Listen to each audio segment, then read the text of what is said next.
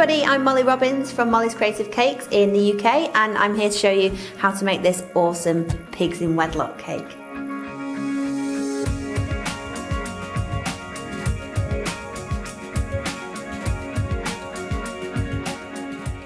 As you'll see, we've got these gorgeous two pigs. One's been really naughty and rolling around in the mud, and we're going to learn everything from using the Creature Creator moulds, which is how I've made the shapes of the cakes, to covering, detailing, getting the really cute expressions on the faces. We're going to dress them, we're going to airbrush them, and we're just going to make them look super, super cute and really funny as well. So I hope you join me, and I hope you have a really good time with this tutorial.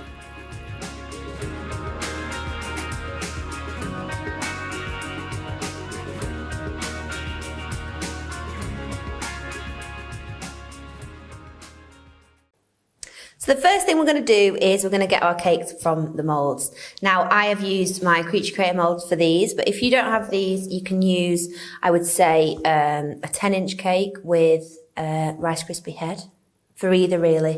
It's just different shapes, and I'll show you the shapes as we get them out. So there's two different shapes. This is the standing one first, and I have greased and floured this mould so it doesn't stick. You can use the cake release spray, it's quite good as well.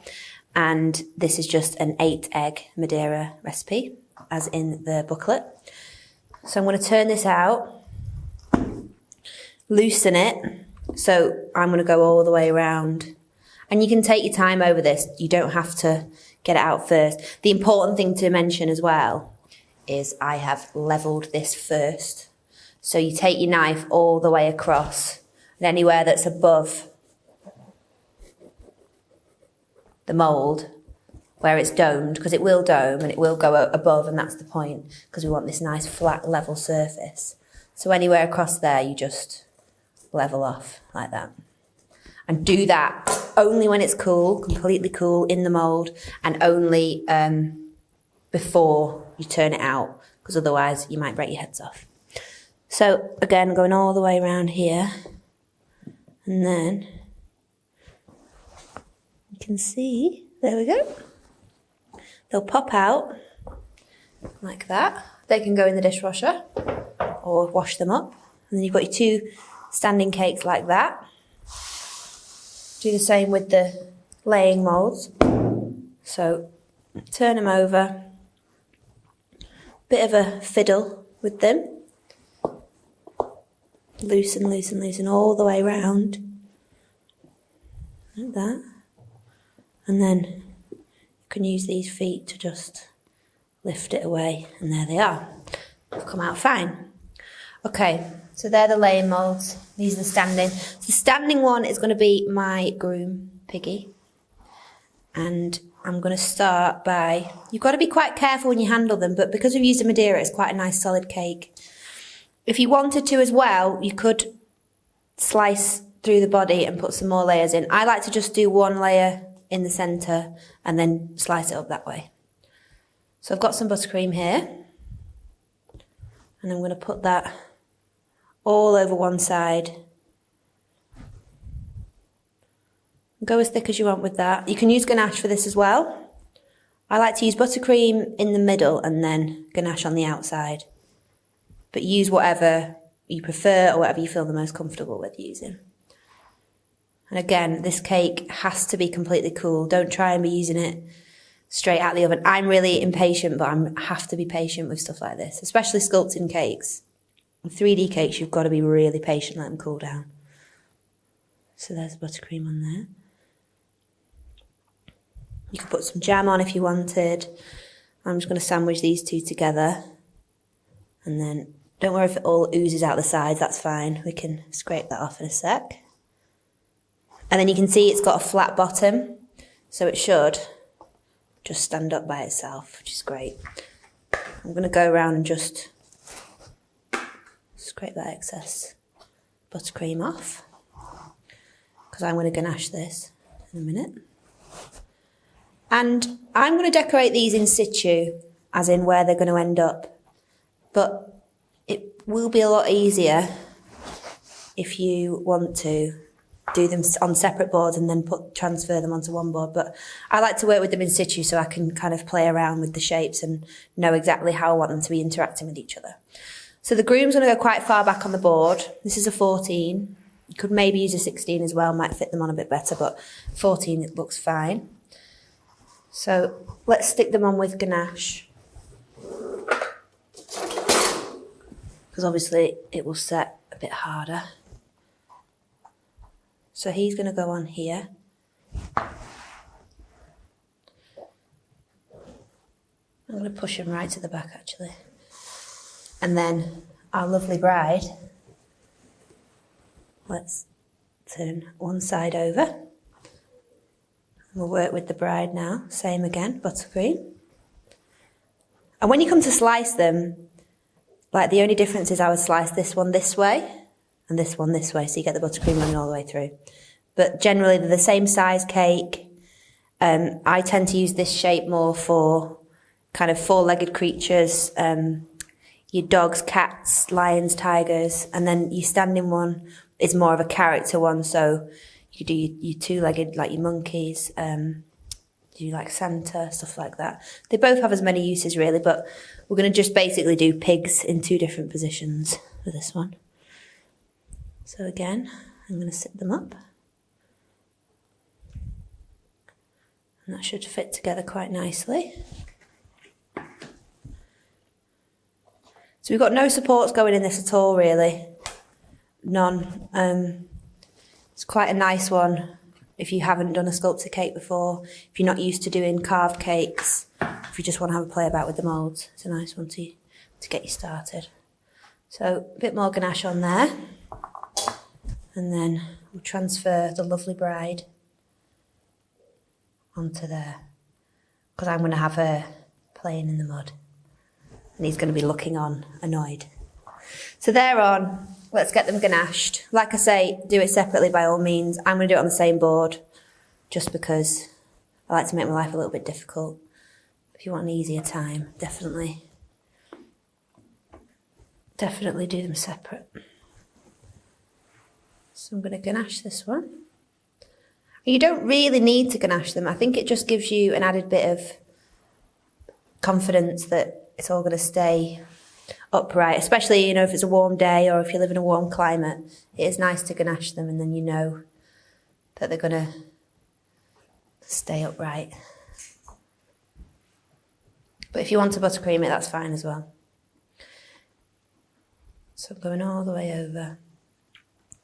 The ganache adds a really nice flavour as well. This is a milk chocolate ganache. It's not the hardest setting ganache in the world, but it tastes really nice. It's giving the cake another element of flavour as well when you cut it up. So I'm going over this just with a small palette knife. Like that.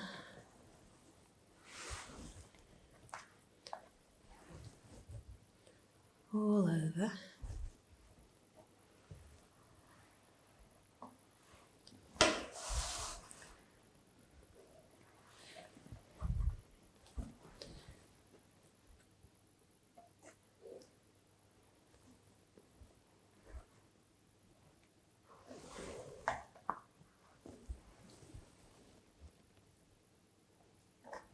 It doesn't have to be the neatest thing in the whole world, just as long as you're keeping the same shape.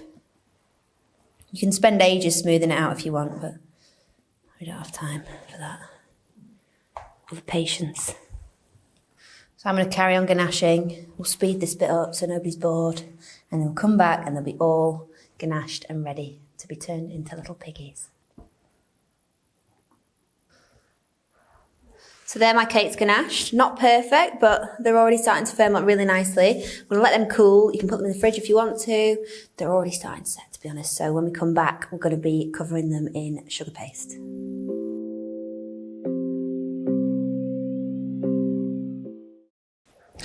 So I've rolled out my 2 pieces of sugar paste. Each one is about 1.2 kilos, so just over 1 kilo each. I've done one of them longer and thinner, one of them slightly wider, just because I'm going to show you the 2 different ways that I cover cakes. So I'm going to do the lying down one first because that's a little bit more simple to cover. I'm spraying it with water just because the ganache is obviously set and gone a bit hard. And then we roll up our sugar paste as normal and just go straight over the top. Simple. There is too much there, but it's better to have too much and cut it off because we can reuse it for the legs and the features. So I'm smoothing now from the top. It's nice and set as well, so you don't have to be too gentle with it, which is good. And that's because we've ganached it as well. So get around her bottom. And then where we start to get the pleating, we can just keep pulling it out. You want that nice line to differentiate her head from her body as well. Give her a nice little neck. Again, if there's any bits that go a bit pleated, there's a bit there that's just gone a bit funny, but that's where the arm's going to go, so I'm not too concerned about that. We are going to cover a lot of this because she's going to have, obviously, her wedding dress on. So, down the front. And just use your hands to smooth it out. You can use the flexi smoothers if you want. I think your hands do just as good a job, to be honest, if not slightly better. So, she's looking quite nice and covered. It's quite a quick job. I'm going to grab a little knife. And I'm going to cut around. I'm going to leave a little space around the bottom.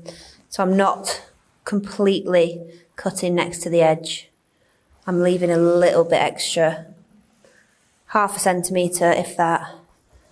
And I'll remove this paste. That can work for the rest of her body parts. And then you can go in and tuck it all in, like that. You could even use the edge of a knife or a paintbrush or a Dresden tool if you want to really tuck it in underneath there. So she's got her basic shape.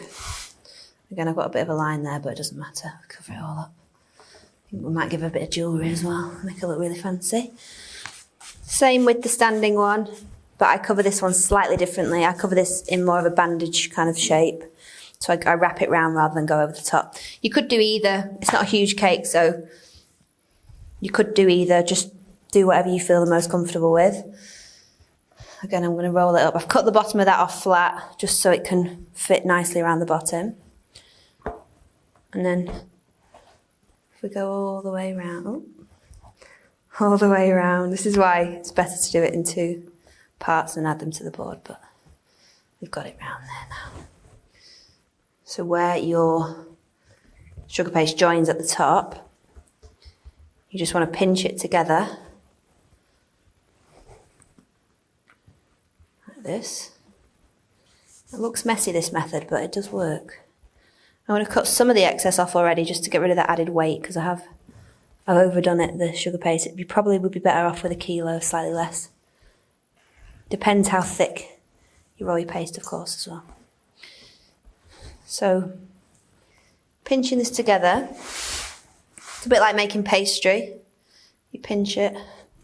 He's going to have his hat on as well, so don't worry that we're going to get a seam on the top of his head. He's also going to have a little waistcoat on the back, so it doesn't matter about that.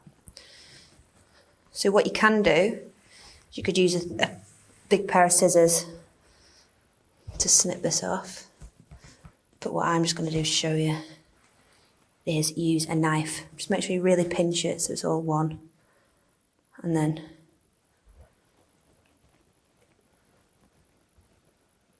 slice that off. And then I'm going to smooth it out a little bit, just using my hands. Make sure you get his neck again, like we did the last one. And then around the body. I like to smooth out using water. So spray it and then just rub it all in and you'll lose that seam that we've got. I'll just do it quickly to show you. But you can take some time over that if you want. Smoothing out that seam. These spray bottles are really handy, they're really cheap as well. I always have a few of them on hand. You could use vodka as well if you wanted it to evaporate quicker, if you're in a really humid environment. You don't want to be adding too much moisture.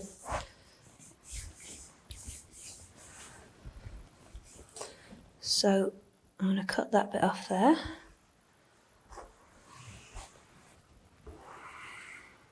And around there. Again, if you want to really smooth that seam in, but I think it's okay as it is. So they're ready and they're covered. And the next time we come back, we're going to be making the arms and legs and some of the features as well.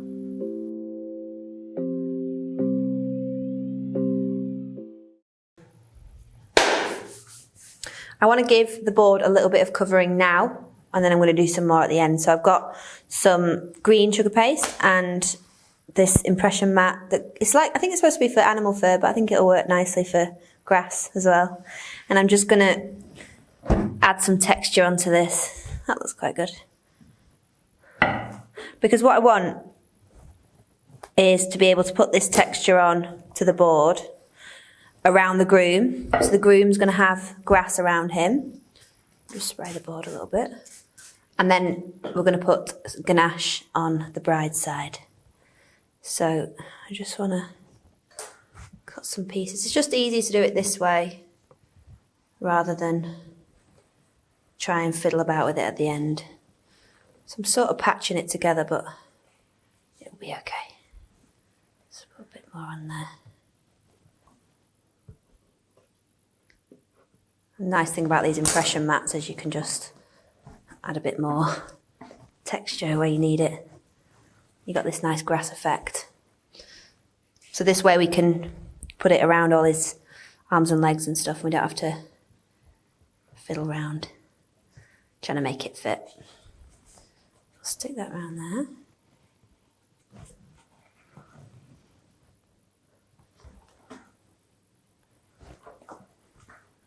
A bit more there.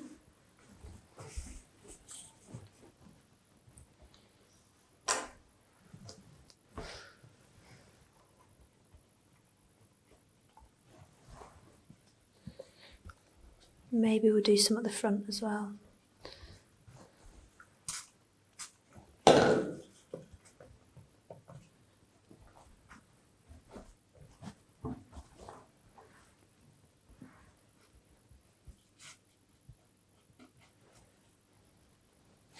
And then we'll do a little bit around the edge, and then everywhere else will be ganached.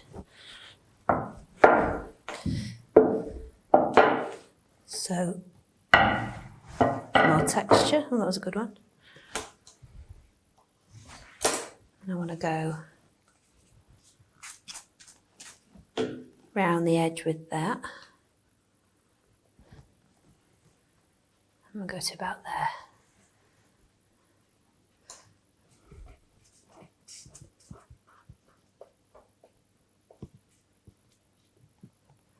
Actually, I think I'll put some ganache on now, and then we'll add some more at the end to make it look extra muddy. So we'll give it a nice base layer just now. Just grab it. Are you in the way? So cute. So it's the same chocolate ganache left over from when we used it, and I'm just going to put some on the base here. And this should make our lives a bit easier at the end, so we don't have to fiddle about going in between. We want to make it look really muddy, so it doesn't need to be neat. In fact, the less neat the better. But I do want to get it right up to the body. Again, don't worry if she gets any on her, because she's going to be very muddy by the end.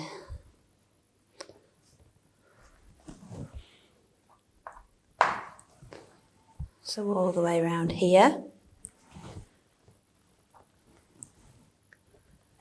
And in there.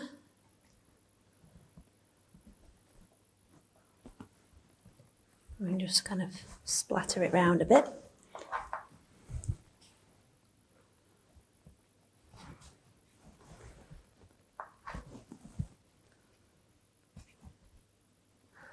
We'll go all the way around the edge, I think. As far as we can reach anyway. So this way we don't have to be reaching in when it's all finished. There's never an ideal way of covering boards. on these 3D cakes, but where there's a will, there's a way, and I'm always kind of finding different ways of doing stuff, so it's good to have a few different tricks up your sleeve. I'm going to go all the way around the back, and then a little bit more in there. Let's go right the way around. That's a nice thing about these small palette knives as well, you can get right in to all the tiny little areas you wouldn't be able to reach with a big one. Okay, so we're making sure that the mud is just around her. We're keeping him quite clean if we can. He's going to be looking a bit miffed in the corner, disapproving. So that's the board all done. And you can go around with a smoother just to neaten that edge if you want, or go around and put a bit more grass on there, whatever you want to do. Board's done, and then we're going to stick some legs on there and start on some faces.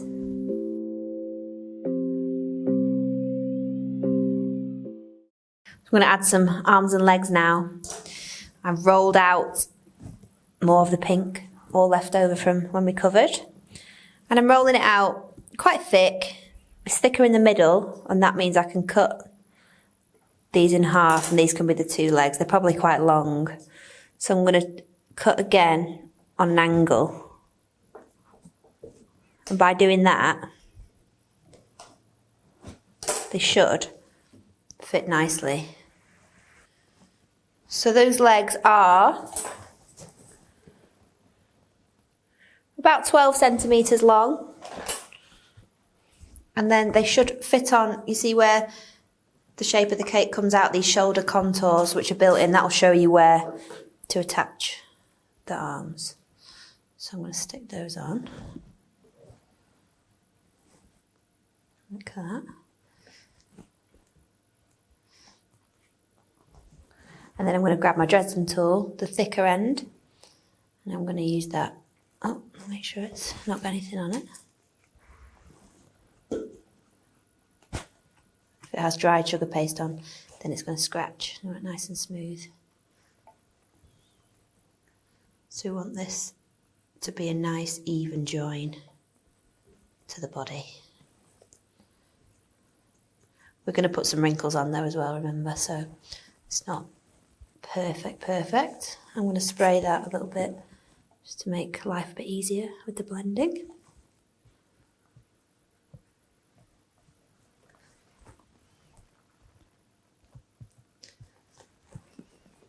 Then the trotters, at the end, we just want to pinch slightly just to get an edge on there, and then just put a little cut in there and separate it into the kind of cloven hoof shape. We can go in a little bit deeper maybe.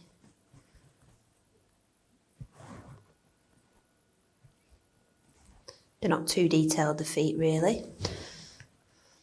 So while we're there, we can put few wrinkles just around the arms, because we wanted to have that kind of wrinkly, chubby sort of look, like most pigs have. Remember, any kind of little mistake we're going to cover up with all our ganache at the end, make it look really muddy.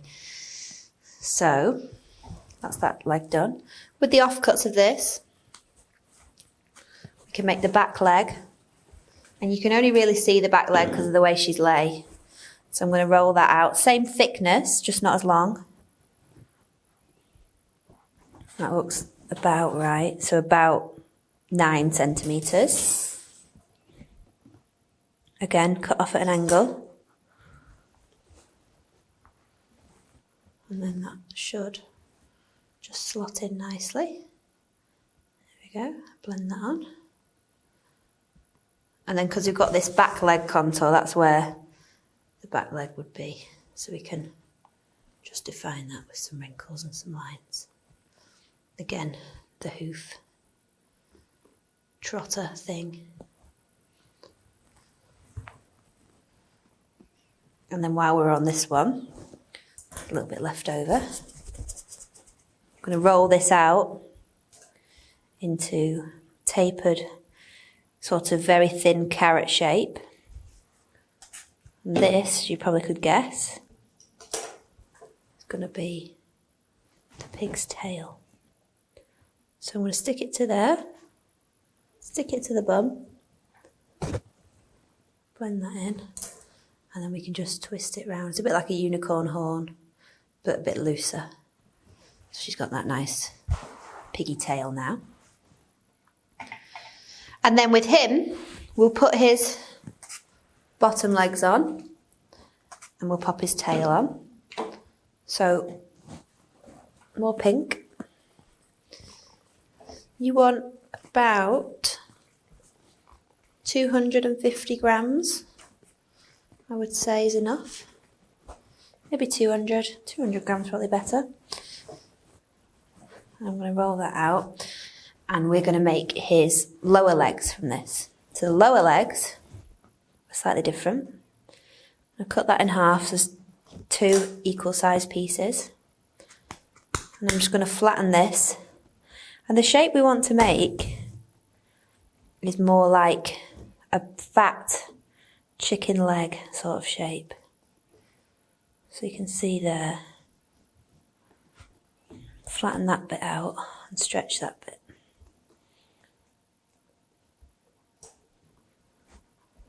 So we want a nice flat foot and then this part of the leg which is going to join on to there.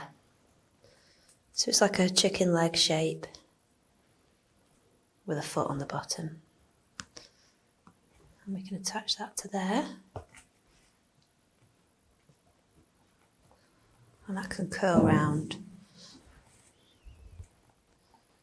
So you can see we can really blend that in there as well. Dresden, oi finger, whatever you feel more comfortable with. Blend that in.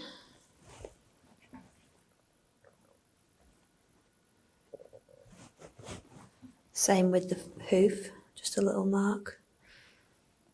And then we can put some wrinkles in there. I tend to do the wrinkles with the thinner end of the Dresden and then use the thicker end to kind of blend and smooth. Do same again with the other leg. So what we're essentially doing is making one end really thick and then pinching off the thinner end that we can roll. This is the sort of bone of the chicken leg. Squash that down.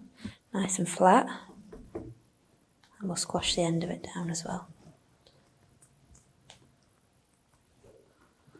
We want the legs to be even shaped, so they're about 12 in total, but then you're going to kind of squish them up a little bit. So this leg, I mean really, because they're so close to each other on the board, just put that leg wherever it will fit. We're kind of squashing that one in, but it's okay. We'll do it coming round this way. Wherever there's room for it, basically. If you use a slightly bigger board, you won't have as much problem, but I quite like having them really close to each other. I think it makes them a lot more interactive and it's a lot more fun. And you don't need loads and loads of just dead space on the board. I think it's all nice and full and really full of life. So, blending that in.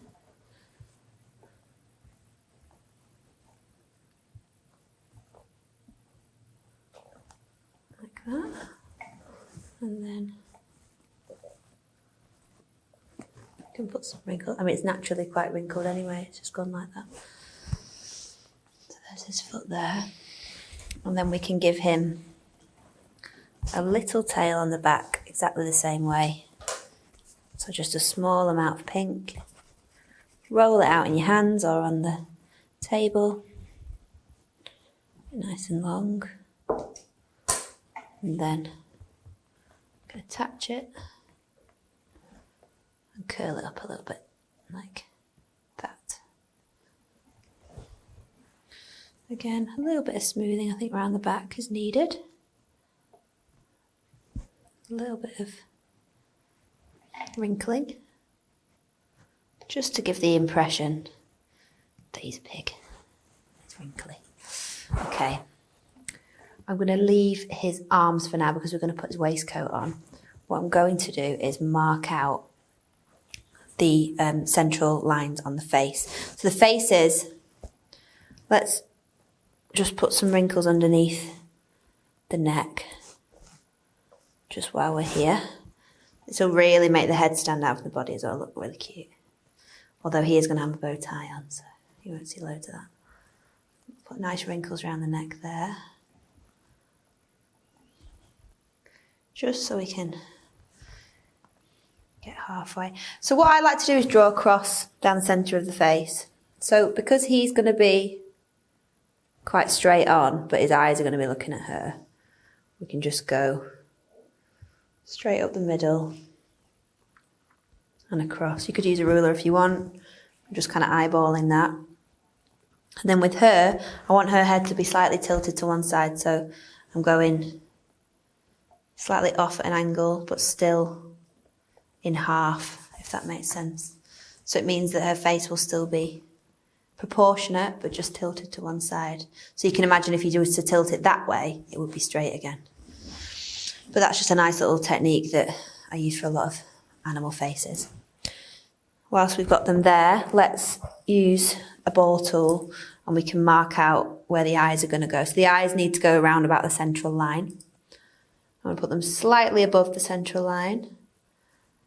And I'm just going to make nice big indentations either side.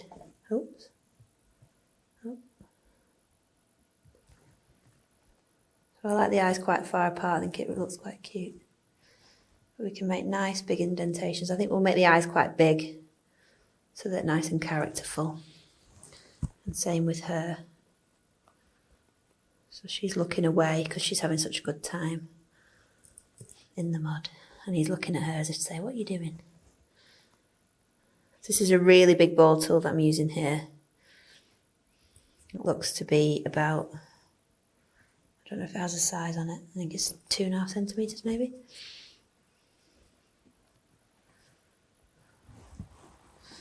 And then, looks a nice shape for the eyes. And then we can make the noses. So I'm going to spray very lightly on there. And the noses, I want to do them similar sized. So if we take a piece around about 50 grams, I'm going to cut that in half and that'll make both. And what I want to do is roll them into balls, then squash them ever so slightly to make sort of a pebble shape. And then just use your hands to manipulate them. We want more of a kidney bean kind of shape, but still quite thick. So I'm pushing it up in the centre. Again, pushing it up with the thumb. You could use the ball tool if that helps to create that.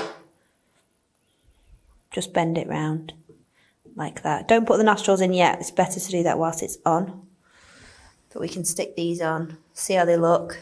And I want these to be really central, so right across the central line. Like that. And then another one. There.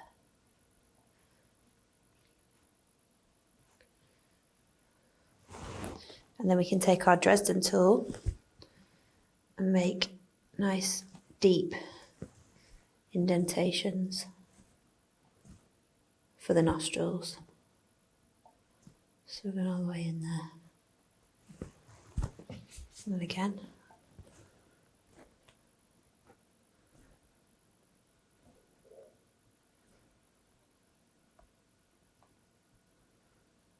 So really open them out if you want. That real piggy look.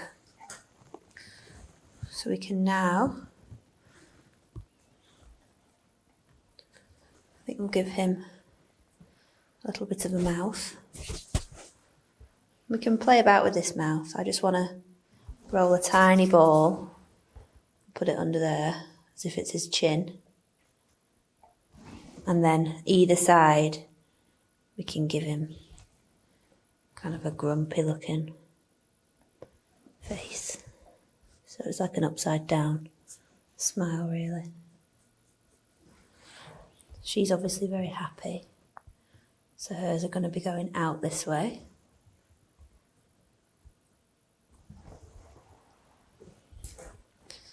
And then her chin is going to be in the same position. It's a little ball underneath. But I'm going to stick my Dresden tool in and I'm just going to open it out a little bit. Because I think we'll give her a little pink tongue in a minute. But you can see already she's looking kind of happy. He's looking quite miserable. And we can create more expression, obviously, with the eyebrows and the eyes when they go on. So he's not so happy, but she's really happy. I think at the top of the noses, I'm going to just roll out 2 thin sausages just to add a little bit of definition, so a little bit of a wrinkle. So just lay them across the top. Same again. Just lay that across the top. And you can blend that in a bit if you want. We could do a few kind of going up the middle like that. That's quite good. Definitely very piggy. They are quite wrinkly and quite expressive in the face. I really like pigs, I think they're really nice. So right up the centre there, this is just using the thick end of the Dresden tool. Looking quite good.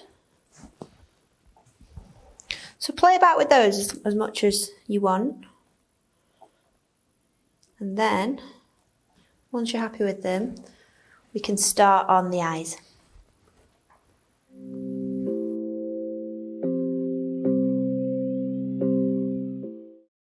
So our pigs are ready for definitely some eyes. I think we'll do the eyes next. You might hear we've got the oven on. I've got some cake lace in there because I'm trying to plan ahead and we want our beautiful bride to have some nice, a nice lace veil. So I've used some pre-made cake mix that you just spread into the mould, and we're literally just drying it out in the oven, so that should be ready to go in a few minutes. So I'm just rolling out some balls of white, the sort of large pea sizes, and I'm going to squash them. Basically we want them to fit into the eye sockets that we've made, so you can kind of just squash them in so they fill the space. If they're too big, use half, try again.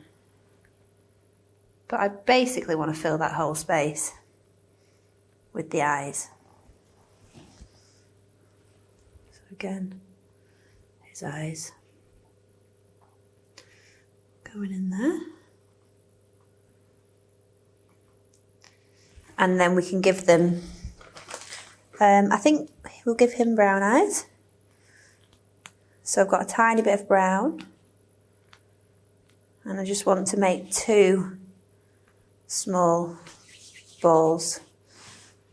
They're really tiny. Because remember, when you flatten them out, squash them out, they're going to be a lot bigger. So we don't want to go too big. So I want these eyes to be looking at her. So if you imagine a straight line going from his eyes to her, because he's looking at her. She's having a great time. She doesn't know what's going on. She doesn't care. But he's looking at her disapprovingly, I think. So then I'm going to get a bit of black, even smaller. So 2 really small balls. And they're going to go in the middle of the brown. Again. In the middle of there.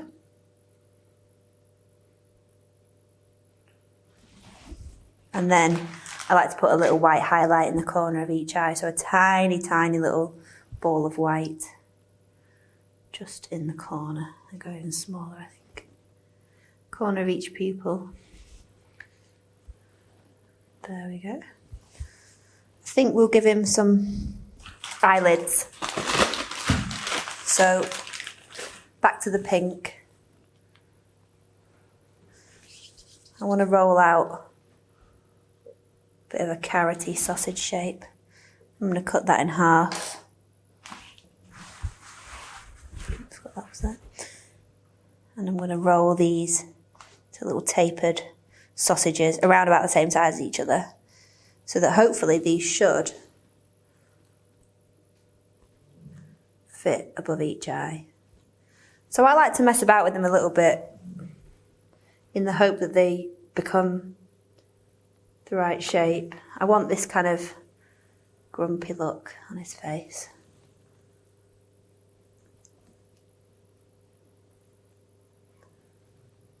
So cute. So that you can see he looks a bit angry already. And we can take the Dresden and we can blend this in at the top.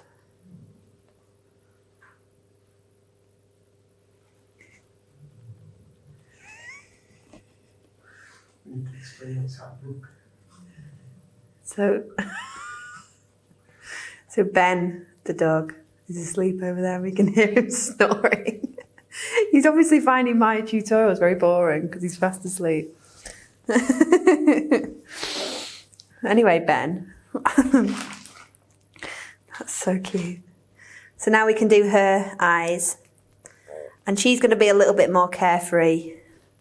So her eyes could maybe be looking off a different direction again.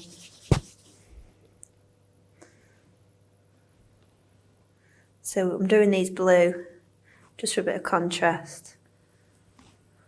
And I'm going to put these in the upper right hand corner like she's looking away over there somewhere.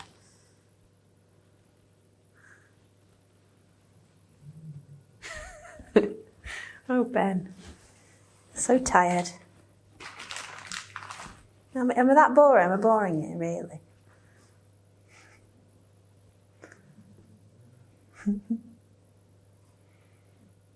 So black again, pupils.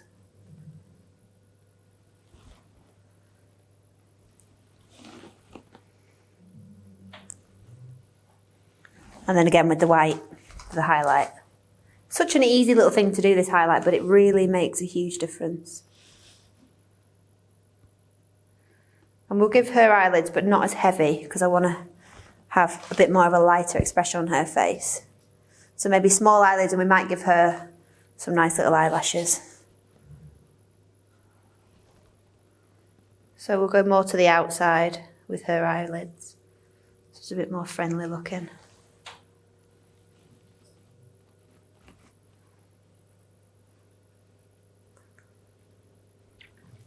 And then if we get the black again, a little spray. Get the black again.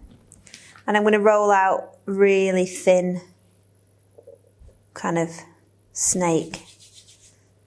And this will go as eyeliner on each eye. So just really delicately place that over the top. And again. Just over each eye, like that.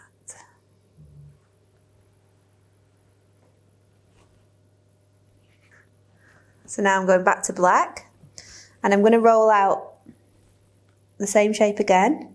I'm going to take the thin end of my Dresden tool, and I'm just going to pick up little bits at a time. Oh, there's my cake lace done. Let's see how we're getting on. Nearly there, I think. Oh yeah, nearly. Leave it in there a few minutes, I think, to cool.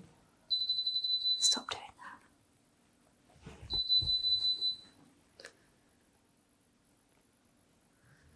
Don't know what I've done, but I think I've done it. So again, roll it out. So you're taking the pointy bit really, and then attach. I'll do 3 in each corner, I think. There's another one. Because obviously it's a special day. She's had her makeup done. I think we make her look kind of as pretty and perfect as possible, because then it'll look even funnier when she's all muddy, dirty. And then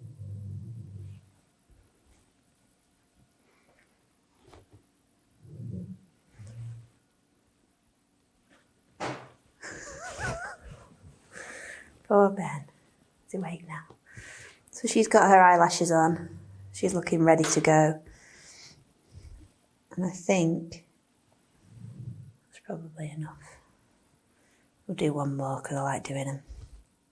It's a really nice way of doing eyelashes, that. It's just a nice simple way of doing them. Lovely. Okay, I think she's ready for some ears. So I'm going back to the original lighter pink that we're using for the skin. And I'm going to roll out, give it a little bit of black. I do fairly large ears, pigs, so don't go too small on the ears. I want to roll out. If you roll with one hand and then the other, then you'll be left with this nice pointy, it's like a double-ended cone really. And then flatten that down just with the heel of your hand so it gets a little bit flatter. You're left with quite a thick shape, but actually this makes a really nice base for ears. So what you can do is cut that in half, and then you've essentially got two ears with a nice fat base that can stand up by themselves, but we can fold them over as well. So if we stick them to the head, try and use the eyes as a guide to keep them evenly spaced. We stick one on like that. So I'm sticking it directly to the head, blending it in, and then folding it over like that. Blend all this behind.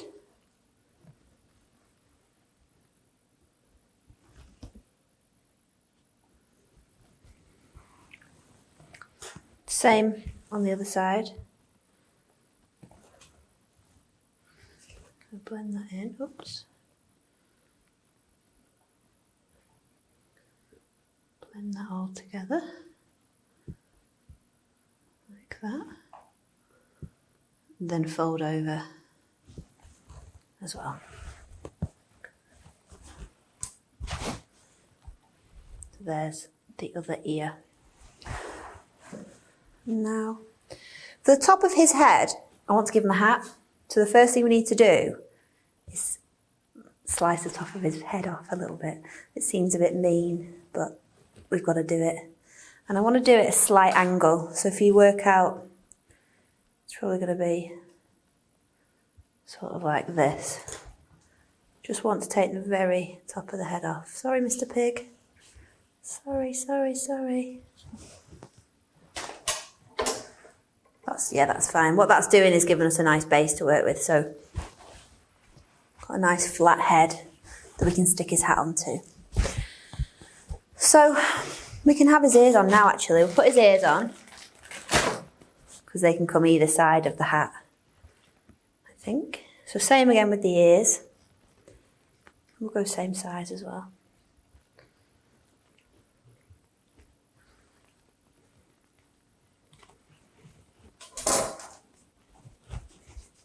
So we're rolling,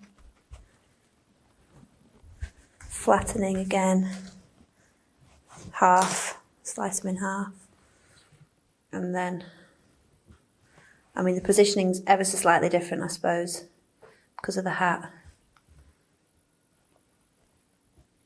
But generally it's the same idea.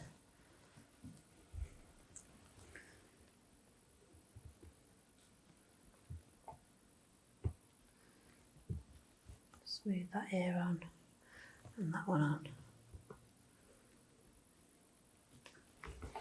There we go. So he's got his ears. So that's really the facial features nearly done. We're going to add a little bit of airbrushing and stuff, colouring onto the face afterwards. But when we come back, we're going to start on the clothes, which is a very fun part.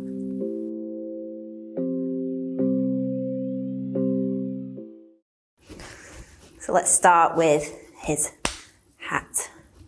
I've got some grey icing here and I'm going to roll this out. You can use a circle cutter if you want. I'm just going to roll it out into a round shape, which is going to be the brim of his hat. Because I want it to stay quite thick so that it stays up by itself. Let's just try that on. That's pretty good. So I mean, if you wanted to, you could start, you know, putting boards in this or pre-making it so it stays hard. But I think it's okay for now. So we've got his little brim of his hat. And then another bit of grey. You could use black. I'm just using grey because I think it's quite weddingy. And I'm going to roll this into a ball. Nice and smooth. And then we keep rolling it like this. And it should, I keep turning it both ways. You can do it with smoothers as well. Get a nice flat shape from there. Essentially, you just want that kind of cylinder shape, which should rest on the top of the hat like that.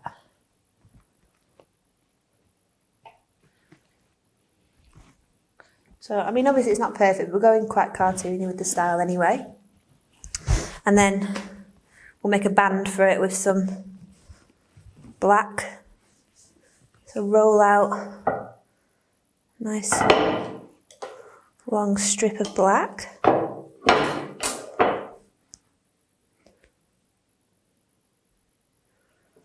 I'm going to cut that to make a nice ribbon. And then that should wrap all the way around the hat. He's got his hat.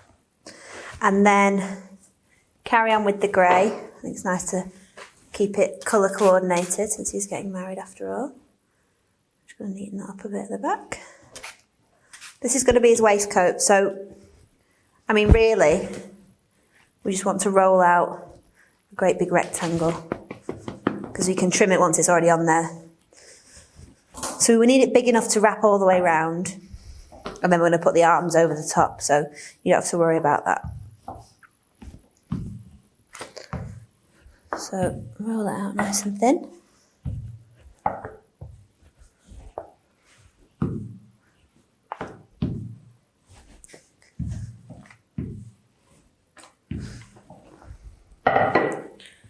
So you can cut it to size. I think we need it about this wide. It's about 8 centimetres. And then hopefully should maybe stretch it a little bit, make it a bit wider. There we go. All the way around there.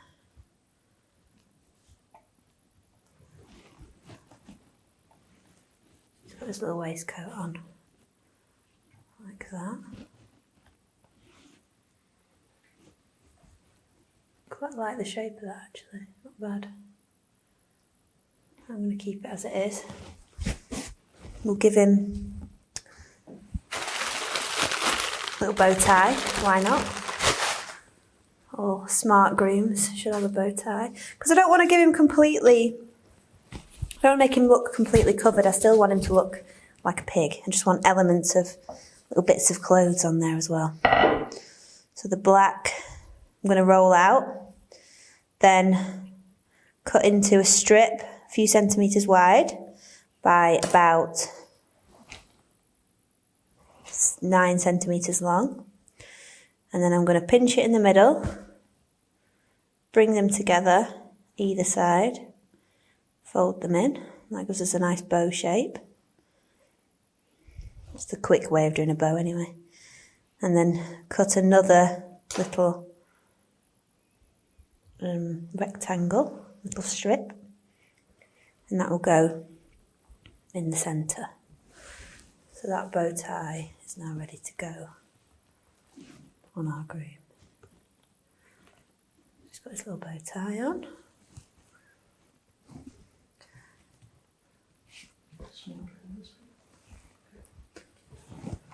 I think I'll give him just a little bit of edging for that collar around the waistcoat.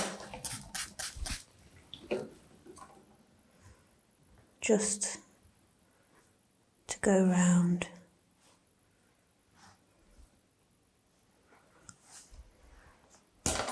Just neatens it up a little bit, makes it look a bit smarter. And I mean, you won't see a bit of this because he's going to have his arms crossed. But for what you will see, it's worth just putting a little bit of extra detail on there. So we can pop his arms on now, actually. Let's put his arms on while we're here. We can get back to the pig pink. And I think we need about 150 grams, I would say that is. We give it a knead just to blend the colours together. And we're doing the same thing really as we did with the bride's front arms, in that we're rolling out one long tapered out sausage.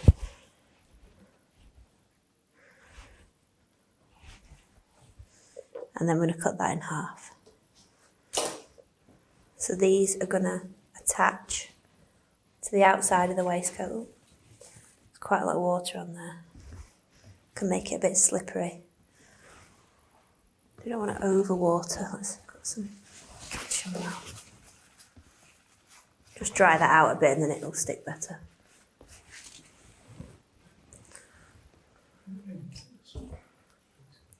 So his arm, I'm going to stick on there for now.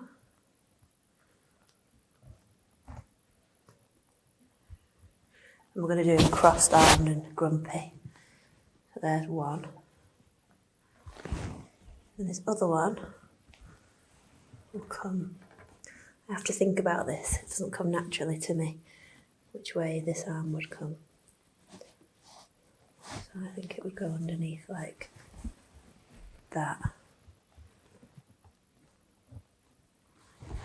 You can't really see his hands or his trot hooves, whatever they are.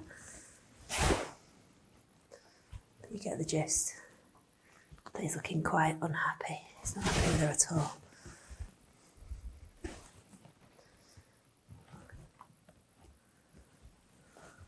He's definitely annoyed. So he's got his waistcoat on. You could put as much detail onto that as you want. If you wanted to go around with a stitch wheel, you could do that, put some stitching on it. If you wanted to put a little flower on the buttonhole, maybe we'll do that. We'll do a really quick rose. Let's see if there's any in here.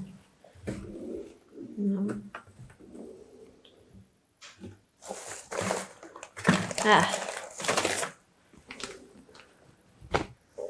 Use a bit of a rose cutter. I think we'll use a small one.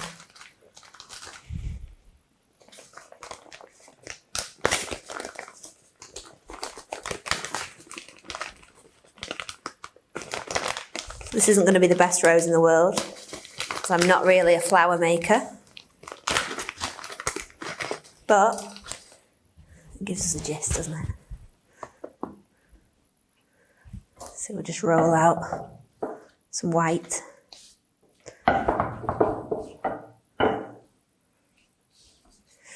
And then cut out the 5 petals. I'm going to flatten them down a little bit. And then we can roll them up. So that's about the right size, really. I mean, it's not going to win any competitions, this rose, but it'll do for what we need it for. Oops, and I've dropped it just to make it a little bit better. That can go just there on his buttonhole. Just makes it a bit more wedding-y. And didn't take very long as well. So, there he is. Let's go on to our lovely bride and let's see if the cake lace is done. Oops. It's very done. It might be too done. Oh, when it starts to take itself out the oven, you know it's probably done. But it's usable, it's fine. So essentially we've got this nice flexible lace now. which we can use as a veil for our lovely blushing bride. So essentially, that's a bit crispy, that bit. That's a bit crispy as well. There we go, this is a bit more flexible, this bit. This is the thing, you can't multitask, so leave stuff in the oven and then forget about it. Let's cut it with scissors. Some scissors. They're serrated scissors, but they'll do. They'll do the job. And then we can put our cake lace. We can kind of, I don't know, I think just lay loosely down her back. It's quite nice.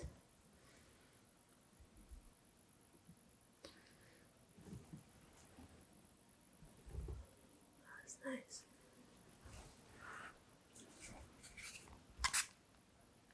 Spray is really good for cake lace because it doesn't wet it too much.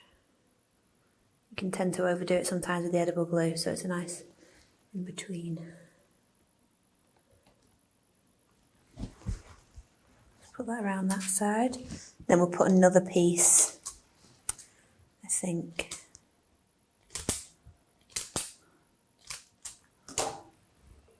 Down this side. So it's all really coming to one side, but that's quite good. That's what we want. Hold that on for a few seconds so it sticks. There's your nice, delicate lace work. I can use another bit actually. Put that bit at the front and then it's a nice pattern, I suppose. There we go. Oh, she's so elegant. Beautiful. Let's give her, let's cut a bit of that off the edge actually. I want it to look a little bit more, a little bit less square. That's it. And now we like it, we can secure it in place with some water.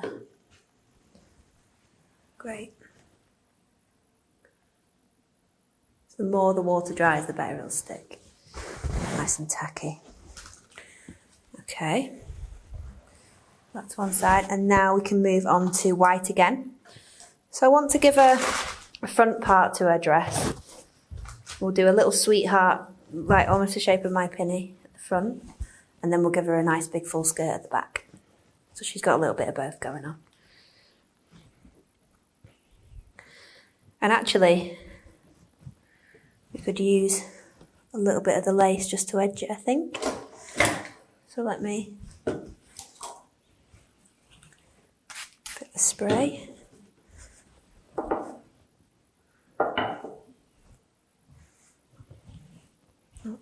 Right in front of me, typical. And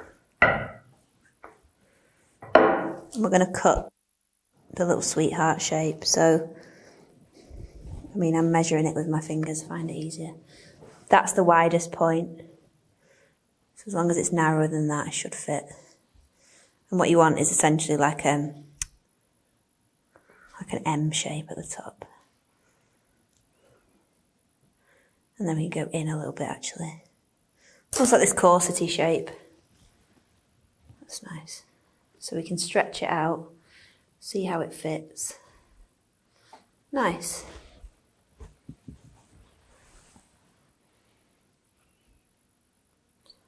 Attach this on. And then there's a little gap at the bottom, but I think we'll cover that up with the mud, so that's okay. And then if we spray it again, we could take some of the details from our lace. I quite like this very fancy detail at the top. We could use some of that, I reckon. There's a bit of lace detail on the dress. So don't cook your lace as long as I have. I've absolutely decimated it. But it still works, does the job. Let's just try and find, oh there we go, that's not too bad.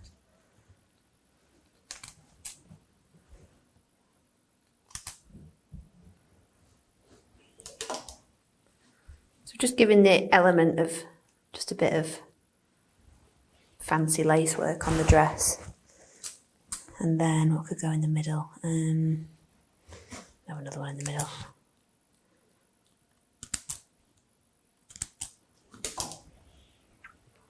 That one. Looks quite nice. So there's a very elegant dress. And then we'll work a bit on the skirt at the back. So, a bit of that. Just going white again here. Classic bridal white.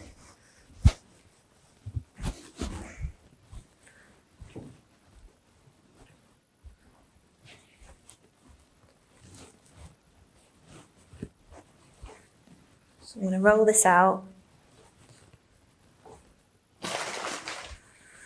And we'll go not too long with the skirt because I like the idea of the tail coming out of the back. It's quite funny. So we'll just go 10 centimetres max. Do you want to roll it that way? You can use flour paste for this if you prefer. I'm a straight up sugar paste kind of girl, but use whatever you prefer. So I'm going to roll this out. Just a kind of medium thickness because I want a little bit of strength in it. I want it to be able to stand up, so I'm not doing it too thin. Then we will just cut it, make it a bit neater along the edge. Like that. The edges off. And then can sort of pleat it. It's like concertinaing just along there, and it should go across quite nicely, I think.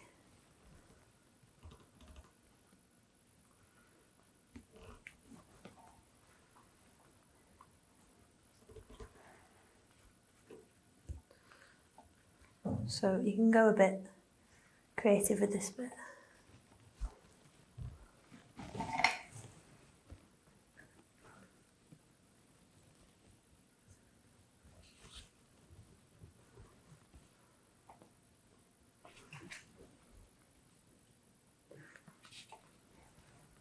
It's almost like a ballet tutu kind of shape, but it's getting that nice volume of the skirt in there.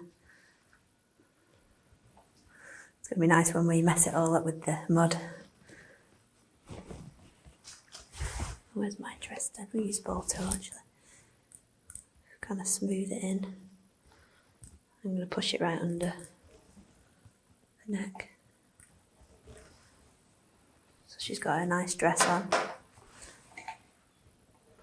We can brush that at the end, I think, with a bit of pearl to make it a nice pearlised white when it's a little bit drier. That looks cute. And then let's see, I think we could make a tiara. So let's try and use the lace mat as a sort of impression mat because I like the shapes that are in it. So if I roll out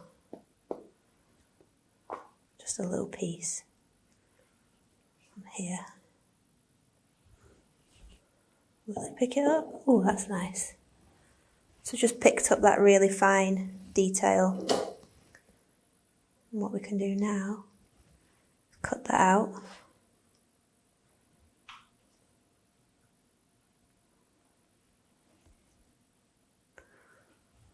And this can become a bit of a tiara on top of her head.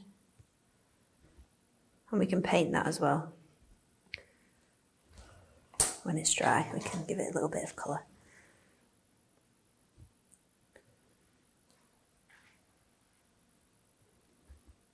I've just stuck that to her head, like that.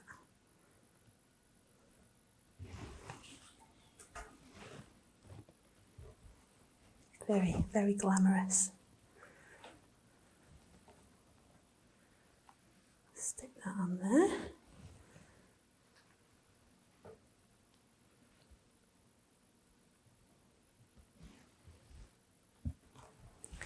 And then I think she needs a few little pearl accents, which I think there's some in here. There we go. Oh, they're nice. So these are ivory pearls. It's a nice contrast, really. Very bridal. So we could put some on her tiara. I think it's calling out for some. So I'm going to put some along the front of there. Maybe just some slightly smaller ones in there. I'll do one big one and two smaller ones either side. Oops.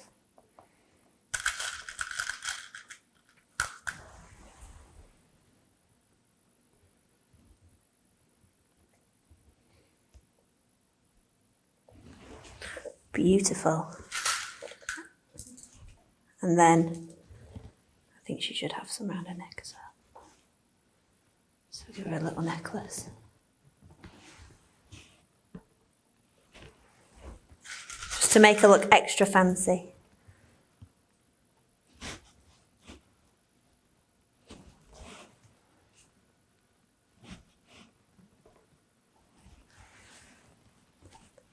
So you can really kind of push them in.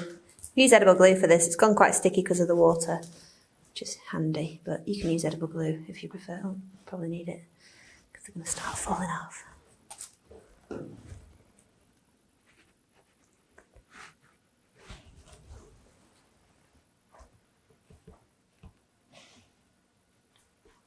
So you don't need to go all the way around with them, but as much as you can.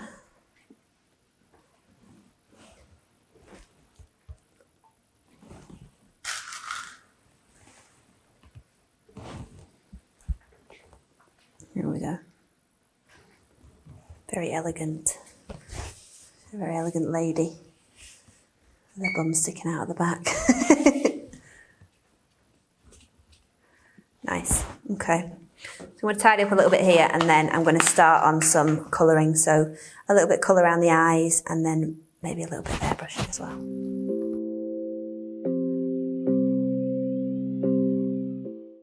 So I'm just going to paint the tiara with a little bit of silver lustre and I've turned it into a paint just with a bit of water. You can use alcohol if you want, but I just use water. So we've got the silver paint on there, front and back. If you want to wait till that's dried, that's fine. If you want to use flower paste for the tiara, that's fine. Just gives it a nice little silver touch. And then I want to use some Pro Gel. So this is gel food colouring. Baby blue, so it's a nice dark blue colour. And what I want to do, I'm just going to spritz the water very lightly in there. Wet my brush. And I just want to get a little bit of the blue. I want it to be nice and dark. And I'm going to edge outside of her eye. So, be really careful. Use a really fine brush. You can use the edible pens for this as well if you find it easier.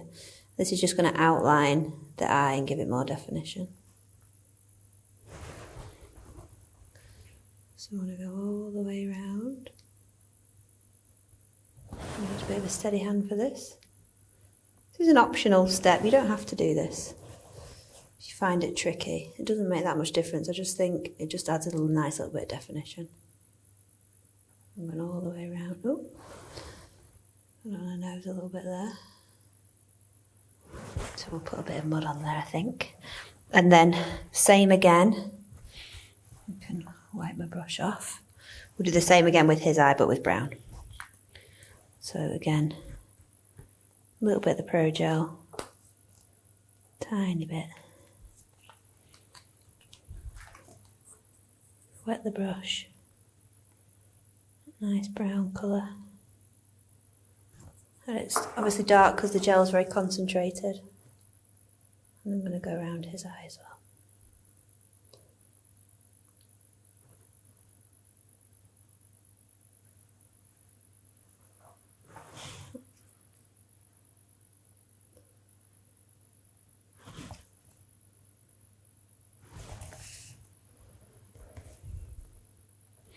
Just helps to define it. I think it gives it a little bit more expression as well.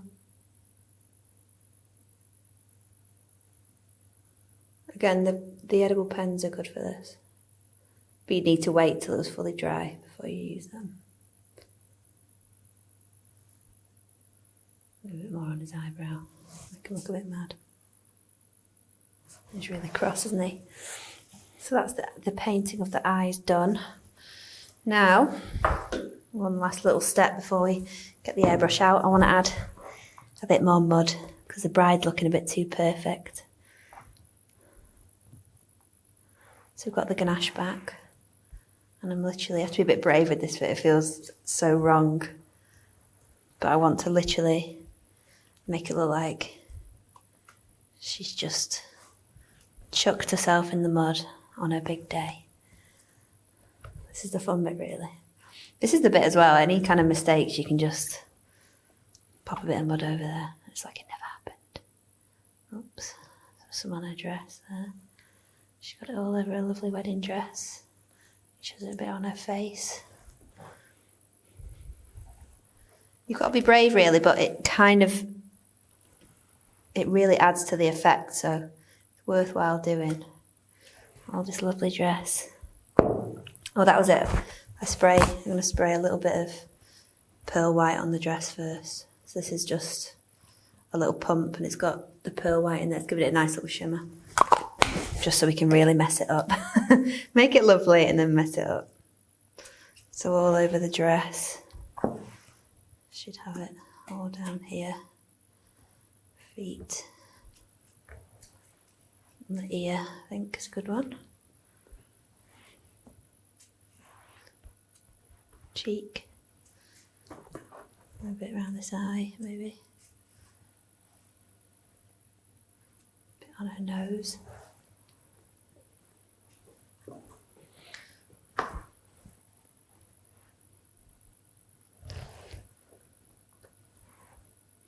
You can add as much or as little of that as you want. Just kind of keep checking it as you go along. I just do it until it looks funny. That's how I work it out. On the cheek. Some on the veil, I think. Oh God, it's taking the veil off. Just really like she's absolutely gone mad and just completely caked herself in mud. Some around the bum as well, it's quite funny. We can extend this right out the back as well if you want. I mean, we've got some left, so. I think she's really made quite a mess there, hasn't she? I think a little bit more there. Oh, that's enough, I think. You get the hint that she's really, really dirty. A bit more at the front. You get this nice chocolatey smell now as well because we used the ganache. All over the hands. A little bit on the pearls. Nice. She really is made a right mess. But it's fun, I like that. I like being able to kind of make a bit of a mess. And it is very funny. So, they're the pigs done. I'm going to give them a little bit of airbrush now to colour them and a little bit of shading. And then they're all ready for their big day. So I'm on to the final stage now, which is a bit of airbrushing. You don't have to do this. If you don't have an airbrush or if you're not confident with the airbrush, then by all means leave it as it is because I think it looks great as it is. Or you could use some dusts in the same colours and just dust it. But just make sure that it's really, really dry when you start dusting it. I'm using Rainbow Dust liquid colour, brown and black. And I've mixed those together and I'm just going to put a little bit of water in as well just to dilute it down. Because I don't want too strong a colour. So I'm going to mix all that up. And then we get this nice kind of very dark brown colour. So I can start sort of inside the nostrils. And I've got my pressure on quite low here. Just to make sure it's not going to come out too dark. I'm going to go around the eyes as well.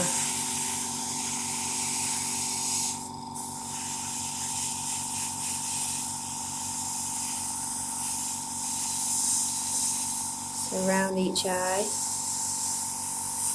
Just really gently. Don't want to overdo it.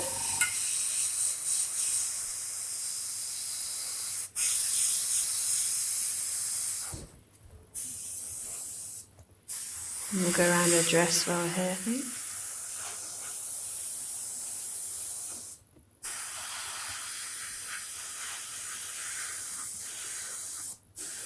I think I'm going to add a little bit more brown to the black.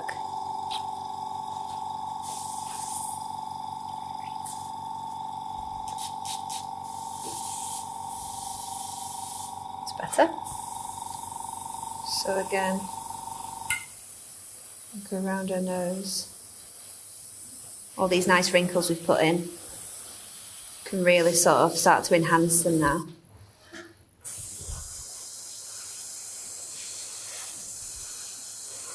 Around the mouth, get right underneath.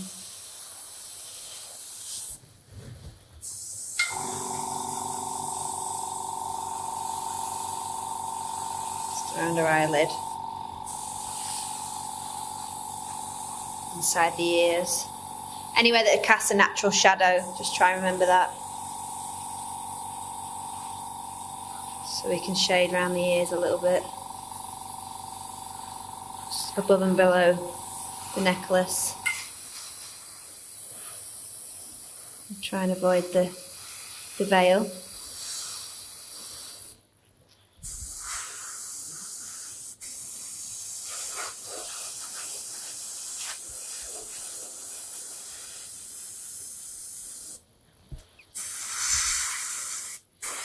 You can go all the way around. We're going to do a little bit of shading on the dress, just a tiny bit, because we like that white colour. I don't want to lose that too much.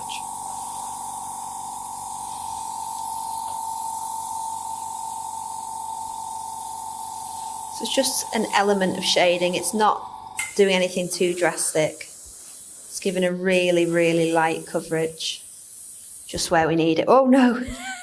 It's a good job there's mud there, isn't it? We've spilt loads of airbrush colour there.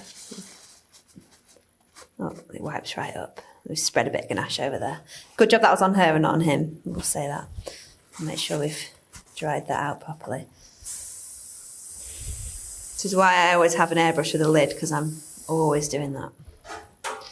So,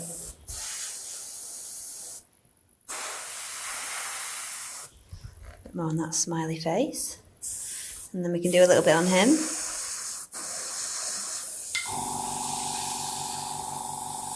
Around the nose.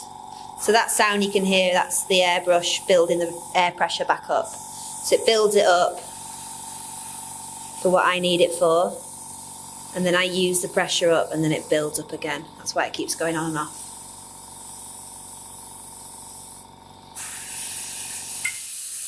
So around the eyes, yeah. It really adds quite a lot of definition around the eyes. I quite like that. It looks quite professional. But it does take a little bit of practice, so just be careful if it's your first time. Maybe wouldn't start with this kind of airbrushing. I would maybe have a practice, do a bit of dusting first, see how you get on, then move on. So I'm going to airbrush around the back of his neck.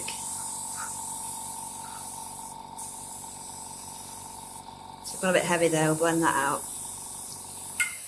Under the hat, under the ears. Give his ears a bit of shade as well, I think. Right under there.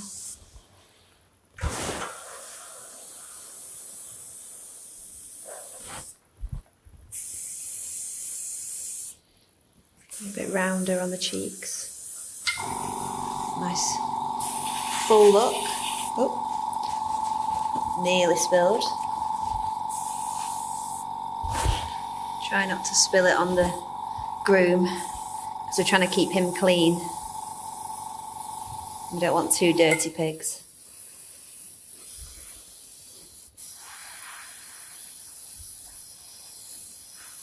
Just all around there. And do his arms as well. Because we've diluted it, it's a real light wash. It's nothing too heavy at all. And then, just to finish, I will add a bit more black again, and we'll shade some of the grey for the hat, because that does need to be more of a black colour than brown. I'll show you that in a minute. So he's got his brown all the way around the back. Oh, ignore that. Help. Someone get this girl a lid. It's going to be brown everywhere.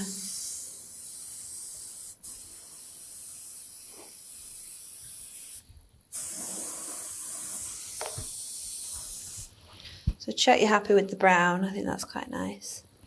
Maybe a little bit darker in the nostrils maybe. Highlight that grumpy little face. And then let's add some black. So we can shade sort of around his hat and his suit. There we go, so it's gone more of a black colour now.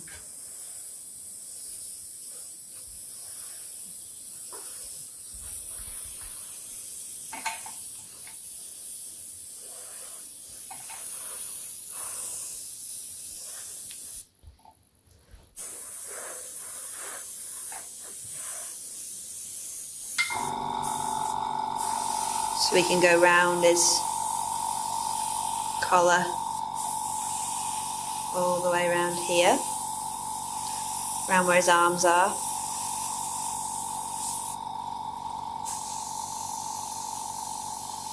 All down the bottom of there.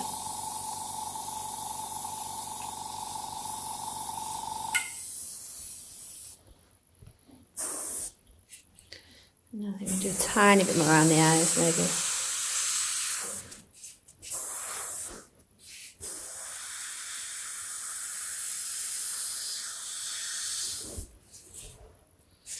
Looks dead cross now.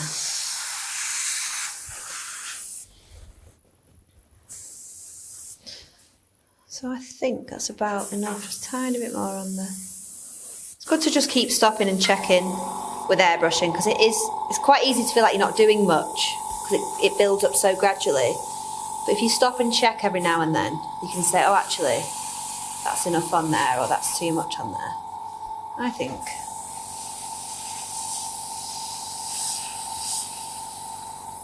This is about right. A little bit more in that ear. And then, yeah, a little bit around here. Knowing when to stop is a really important one, I think. And I think they look good now. So I'm going to quit while I'm ahead. We'll bang some ribbon on the board. And then our naughty wedding pigs are done.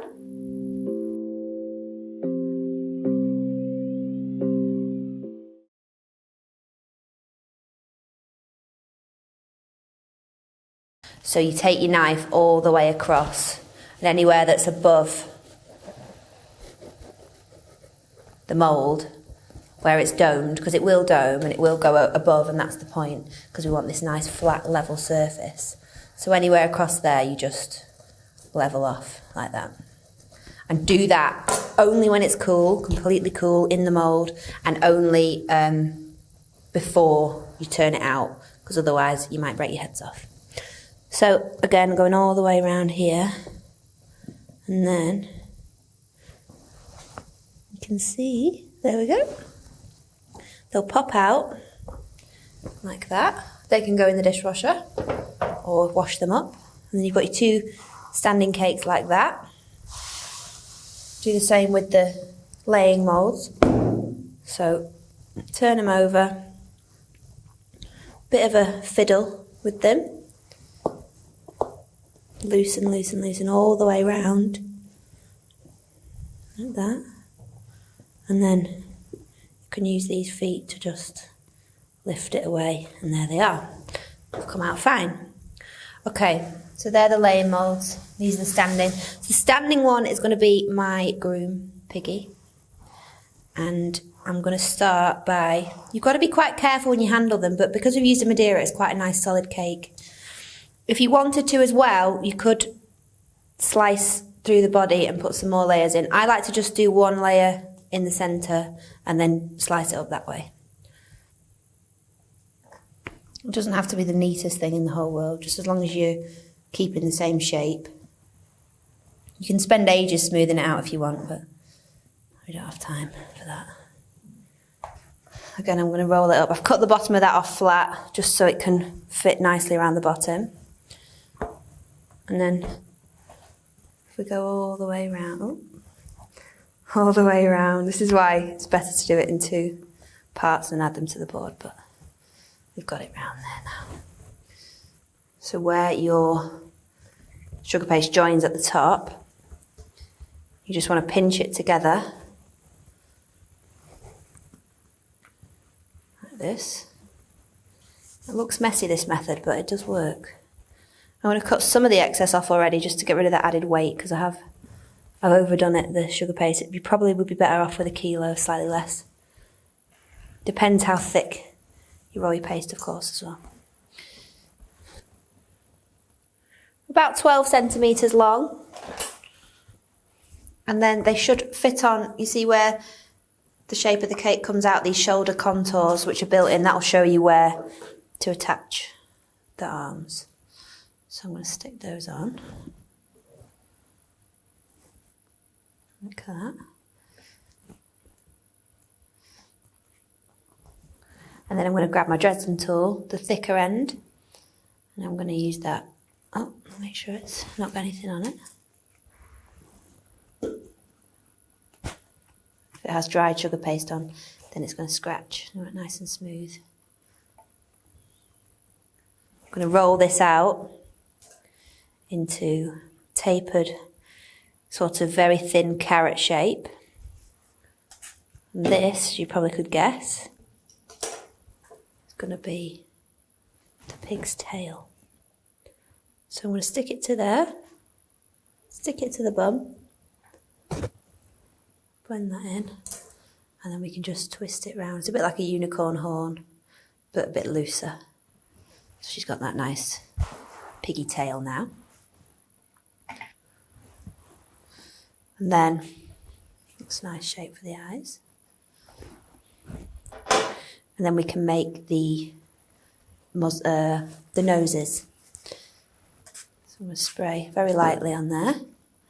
And the noses, I want to do them similar sized, so if we take a piece around about 50 grams, I'm going to cut that in half and that'll make both. And what I want to do is roll them into balls, then squash them ever so slightly to make sort of a pebble shape, and then just use your hands to manipulate them. We want more of a kidney bean kind of shape, but still quite thick. So I'm pushing it up in the centre. Again, pushing up with the thumb. You could use the ball tool if that helps to create that. Just bend it round like that. Don't put the nostrils in yet. It's better to do that whilst it's on. But we can stick these on, see how they look. And I want these to be really central, so right across the central line. Like that. And then another one. There.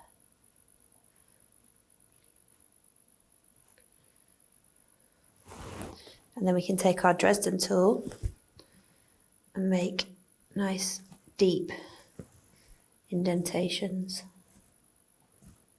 for the nostrils.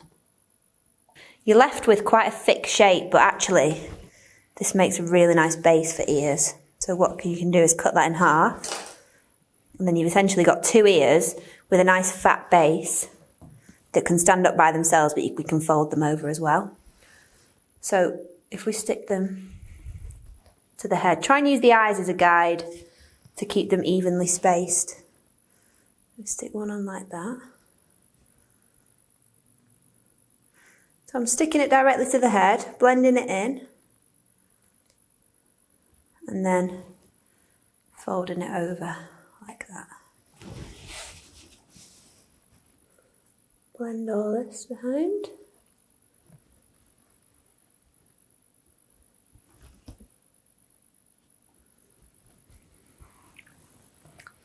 Same on the other side.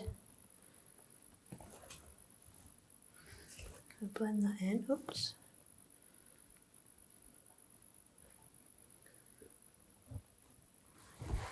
You can't really see his hands or his trot hooves, whatever they are. But you get the gist. But he's looking quite unhappy. He's not happy with her at all.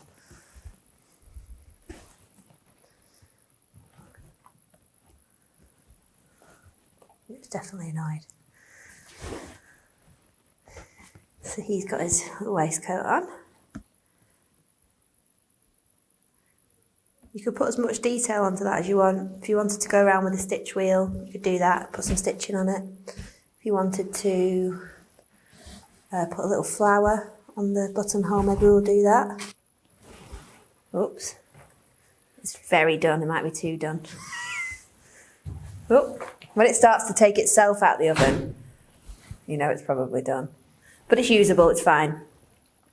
So essentially we've got this nice flexible lace now, which we can use as a veil for our lovely blushing bride. So essentially, that's a bit crispy, that bit. That's a bit crispy as well. There we go, this is a bit more flexible, this bit. This is the thing, you can't multitask, so leave stuff in the oven and then forget about it. Let's cut it with scissors. Some scissors. They're serrated scissors, but they'll do. They'll do the job. And then we can put our cake lace. We can kind of, I don't know, I think just lay loosely down her back. It's quite nice. So we've got the ganache back, and I'm literally, I have to be a bit brave with this bit, it feels so wrong. But I want to literally make it look like she's just chucked herself in the mud on her big day. This is the fun bit, really. This is the bit as well, any kind of mistakes, you can just pop a bit of mud over there. It's like it never happened. Oops, some on her dress there. She's got it all over her lovely wedding dress. She has it a bit on her face. You've got to be brave, really, but it really adds to the effect, so it's worthwhile doing. All this lovely dress. Oh, that was it. I'm going to spray a little bit of pearl white on the dress first. So this is just a little pump, and it's got the pearl white in there. It's giving it a nice little shimmer. Just so we can really mess it up. Make it lovely and then mess it up. So all over the dress. Should have it all down here. Feet. And the ear, I think, is a good one. Cheek. A bit around this eye, maybe. Tiny bit more around the eyes, maybe.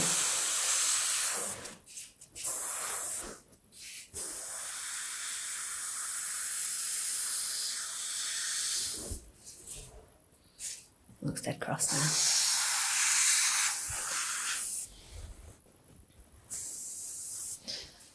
So I think that's about enough. Just a tiny bit more on the... It's good to just keep stopping and checking with airbrushing, because it's quite easy to feel like you're not doing much, because it builds up so gradually. But if you stop and check every now and then, you can say, oh, actually, that's enough on there, or that's too much on there. I think.